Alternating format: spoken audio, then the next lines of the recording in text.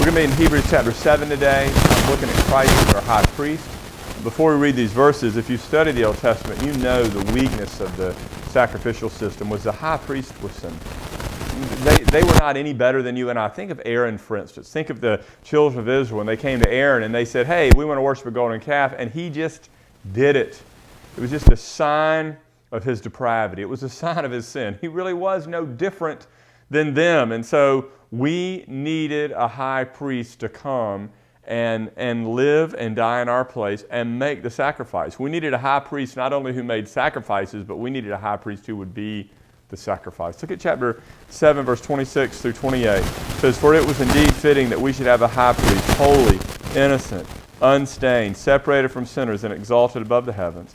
He has no need, like those high priests, to offer sacrifices daily, first for his own sins and then for the sins of the people, since he did this once for all when he offered up himself.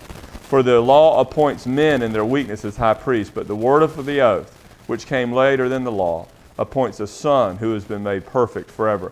Now this is why we have security in our faith, because not only was Christ, did he make the sacrifice, but he was the sacrifice. It says early on in chapter 1 that he, having made the sacrifice, made purification for our sins, is now seated at the right hand of God. All of the high priests of the Old Testament, they were flawed. And you and I are too. Today we need to always be pointing people to Jesus, not to ourselves. A lot of the lingo today says, I just want to be Jesus to other people. Well, the problem with that is you can't be Jesus to other people because you were flawed and you were sinful and you were depraved and you're going to make mistakes, and watching you is going to concern other people. We need to always point people to Jesus and say, were it not for Christ and were it not for his sacrifice, there would be no salvation. We can't be Jesus, but we can point people to Jesus.